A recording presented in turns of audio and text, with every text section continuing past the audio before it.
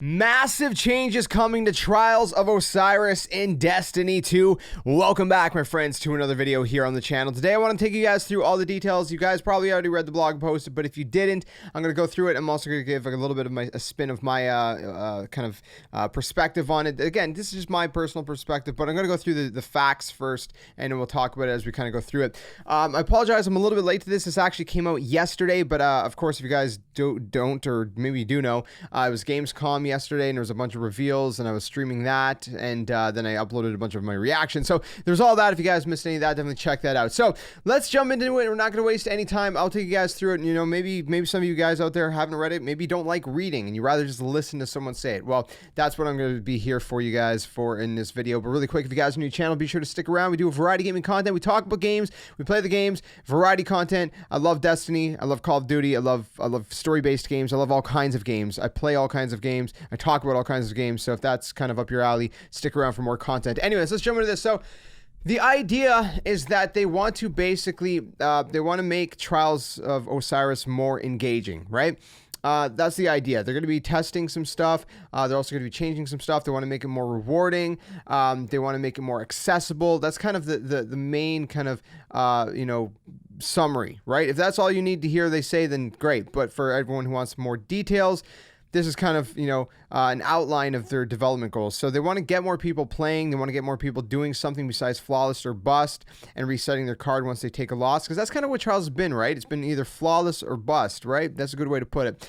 Feeling like they can win more often, feeling like the rewards are on par with other similar activities in the game, and embracing movement, conflict, and resolution during a match. So they're going to talk about scheduling. So there's not going to be any trials in week 1 of season 15. So that means this weekend there's no trials. They're taking the weekend off.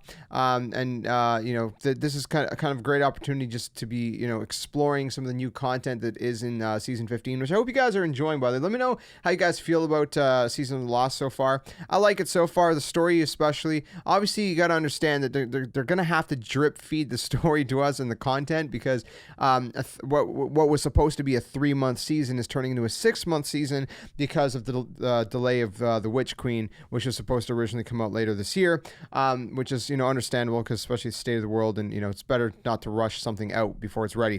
So Trials of Osiris is actually going to return on September 10th. So week 2 is actually, I guess it's going to be week 2 is Iron Banner, because they said no trials during Iron Banner. Overlapping limited time PvP events are not good for the health of either of the game modes, which makes complete sense. So let's talk about first access changes. So access changes is going to be, they're going to be reduced the requirements for the Trials access quest to use lifetime Valor ranks and kills. That should open up Trials to more long-term Crucible dabblers.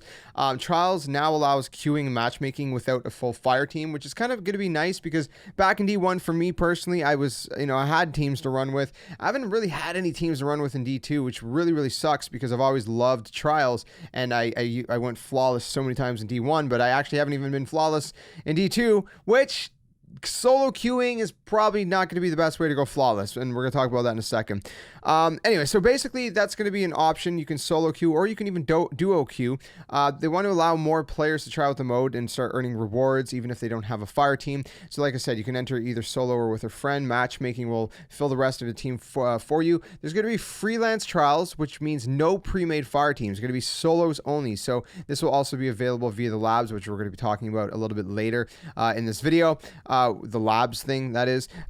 So freelance trials is going to be interesting, because of course you're not going to be able to have people that are getting carried, for example, right? A lot of people pay to get carried. You're not going to have any stuff like that, for example, or whatever, or teams that are super sweaty and they have good chemistry. It's going to be kind of like a free for all in a way, because you're basically going to get matched up with random people, and you're either going to have a great team or you're going to have a horrible team. So it's going to be very interesting in and of itself. So yeah, they said going flawless on your own will be hard to impossible, but we are sure someone will do it thanks to the other players they match up with. So they're acknowledging that going flawless without actually having a fire team that you're connected with is going to be a little bit difficult, but not going to be entirely impossible. Just very difficult.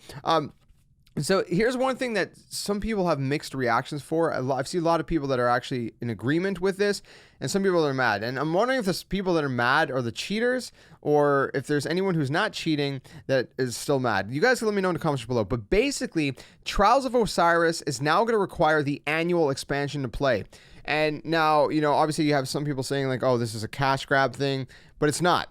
The reason for this is because they're trying to limit how many cheaters there are. So basically, with what's going on right now, is what people could do is obviously they can create numerous free accounts, and if you have a system where you have to have the annual expansion to play it, then you can't just make all these different accounts, because then you're gonna have to pay like what, 30-40 bucks on each of these accounts, and a lot of people is not going to want to do that, right? Obviously, unless they really want to cheat, which is kind of insane if you're going to start paying that much money to make fake accounts just to cheat. So that's kind of why they're locking it behind the annual expansion. I think that makes complete sense. It is in efforts to strengthen the security around the Trials experience and to remove opportunities for players to create, you know, numerous free accounts to circumvent cheat detection, bans, and restrictions.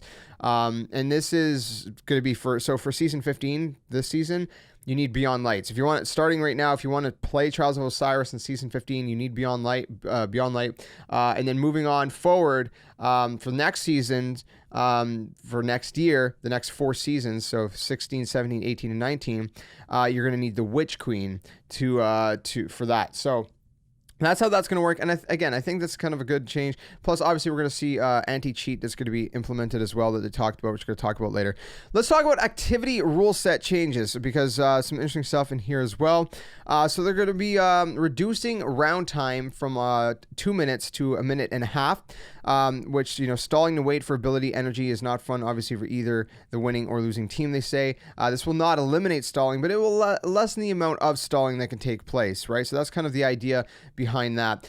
Emotes stay in first-person camera. So this was something that I was actually experiencing in Elimination just last night at the time of recording this. Eliminations will stay in first-person camera, and swords actually cannot be equipped unless you actually have ammo for it. This change is basically to remove the ability for players to secretly peek around corners without putting themselves in danger. So kind of a nice little move there. You know, it's just a good move all in all. Also, special and heavy ammo are no longer gonna carry over between rounds. So that's really good. Obviously, having the winning team keep all the collected ammo, but the losing team getting set back to the default creates too big of a snowballing advantage, and so they're trying to kind of, you know, counter that as well. Rewards and reputation. So Saint 14 is getting new Trials ranks, reputation, and a rewards track. Trials tokens have been retired. Reputation is gained at match complete based on the number of rounds won on your ticket. Tickets now actually track up to 20 wins per ticket, emphasizing winning individual rounds for the core rewards gives players more achievable goals at all skill levels. So again, it's more accessibility too. Since you don't have to win full matches to get rewards, you always have a reason to keep trying, even if you are behind. So this is kind of a good way to basically, you know, reward a variety of players from different skill levels, and not just the hardcore competitive players, which they still are going to be rewarding the hardcore competitive players, because of course, you still have the flawless, you still have the lighthouse, right? And so when you have that implemented as well, it has a reward system for all skill levels and all kinds of players, which I think is really, really good. Ranking up gives you a Trials engram. Powerful Trials engrams show up every 3 ranks before your first reset of the season. Just like the other ritual reputations, there are other rewards to earn every 3 ranks, and Trials ranks has one of the unique Trials weapons at rank 10 and rank 16 for each of the first 3 resets of season 15. All right, so regarding passages no longer track losses. A passage is either flawless or it's not. Simple as that. This will allow you to keep playing and earning match and round wins for rewards. Players may continue to reset their passages after a loss, but are no longer forced to after 3 losses total. I think that's a pretty cool implementation as well, and a change rather. Passages now track, like I said, up to 20 rounds won. passages have been reordered, so Mercy is not super useful unless you are trying to go flawless, and have all had their prices significantly reduced. So again, you know, they're making it in a way, the system where, you know, it's great for players of all skill levels, right? The flawless, you know, for the hardcore competitive people, and, you know, still some rewards for people that are not maybe, you know, as good at PvP, but they still want to experience Trials of Osiris. I think it's a good change. You know, it's a good step in the right direction, for sure. Passages are now account-wide. That's going to be really nice. So you can play and earn rewards on any of your characters on the same passage. So that's super, super nice. Each week there are 2 pinnacle challenges for trials. Either win 7 matches total on a given weekend, and the other one is win 50 rounds. So those are going to be your 2 ways to get pinnacles on any given week of Trials of Osiris. Bonus progress based on the number of wins on your card. So 3, 5, and 7 win challenges have been removed. Once you max out the reputation, you can reset and claim an ascendant shard, or exotic engram. Like the other ritual reputations, trials, ranks, and rewards reset each season. Additionally, obviously, they would like to keep players going deeper into their cards rather than resetting each time they lose a match. So match wins on a 7-win card have a chance to drop extra trials engrams, masterworking materials, and high stat trials armor. So again, match wins on a 7-win card have a chance to drop extra trials engrams. The Lighthouse experience is not changing at all. A unique Pinnacle Adept weapon each week the first time you visit on your account. All of the mods and cosmetics are available in the chest reward return visits. Reward return visits, Okay, moving on from that. Trials engrams. Let's talk about that specifically. So Trials engrams now decrypt to a random selection from current armor and non-adept weapons. You do not need to unlock a piece of armor or weapon before it shows up in engram. You can focus your engrams at Saint 14 to decrypt specific items that you have already received. If you have gone flawless that week, you can focus additional drops of the weekly adept weapons. Expected to be expected to be a bit expensive, they said. Then we're going into matchmaking, security update, and Trials Lab. So for matchmaking, you can now start matchmaking with players who that have the same number of wins on the card and with similar Trials games performance of the given week. So again, it's kind of factoring 2 different things in here.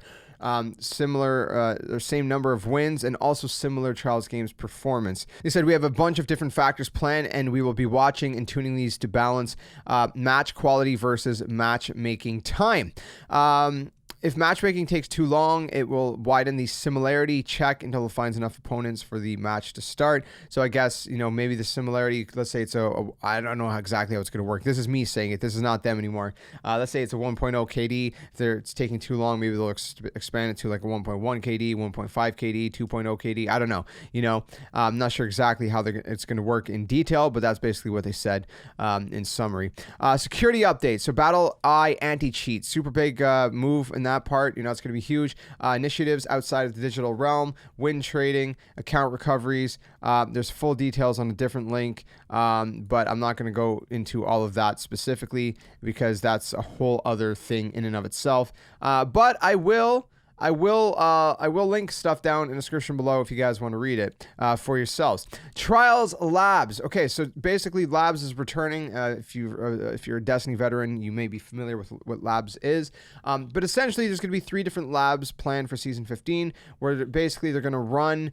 It's basically like a trial run of certain changes, right? So one of them, they have 3 different ones for Season 15.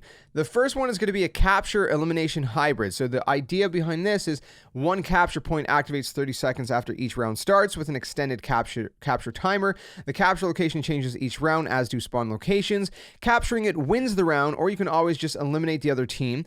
We believe this will help further curb round stalling and has made matches during internal playtesting much more dynamic. However, we would like to get the opinion of a wider audience before making such a significant significant changes to the mode in a more permanent fashion. So this is something they're going to test out, that they think internally it's worked really well, but they want to get, you know, the wider community's opinion on it. So they're going to have a trial run for this, where there's going to be a weekend at some point where they're going to try out this kind of new kind of format of Trials of Osiris, and then, you know, us, the community, the players, we can give our feedback on it, whether we think it's a good change or not. And if there's enough, you know, of the community that thinks it is good, then, you know, that's what they'll permanently change for the future. If not, they'll keep it as is. So that's kind of how these labs are going to work. The second one is going to be Trials Freelance. So it's going to be a separate node from the main Trials activity where only solo players can queue. While we believe this is the right change in a vacuum, the aren't sure if splitting Trials into 2 matchmaking pools will deliver low matchmaking times and high quality play in both pools at the same time. So again, this is going to be something that they're going to have to test out, because, you know, there are, you know, concerns of whether it'll split the matchmaking pool and whatnot. And anyway, so basically they're going to try that in a different weekend. The third one is going to be no intro quest. So it's going to be one weekend where players who have never played in the Crucible can play, which is very interesting. So again, right now, there's some requirements to get into Trials, but they're going to try it where, you know, players who have never played at all in a Crucible can play and see how that works. So those are 3 different ones. They don't have a firm date for any of these labs, but at some point they will come out with them. They're going to let us know in the future, and there'll be like I said, these weekends where they just test out these different mechanics. There's 3 different ones throughout season 15, so sometime throughout the next 6 months. So that's pretty much all the stuff with Trials of Osiris. You know, all the stuff they're changing, all the stuff that they're testing as well. Let me know what you guys think of it all in the comments below. I think these are some really good changes. You know, and like I said, you know, locking Trials of Osiris behind the yearly expansion, I think it's a good move, because it's going to discourage cheating, and there's a lot of it, especially on PC. So the mixture of that with anti-cheat, hopefully that really kind of counters you know, all the cheating. Cheating is stupid. If you're someone who's cheated at games, I mean, what's the point, dude? It's dumb. It's so stupid and pointless. Just play fair, man. You know, we all want to go flawless, but just play fair, man. Play fair. But anyways, let me know what you guys think in the comments below. Again, we do variety gaming content here on the channel. Stick around for more. I'll see you guys soon in another video. Stay safe, stay well, and until the next one, game on, and thanks for watching.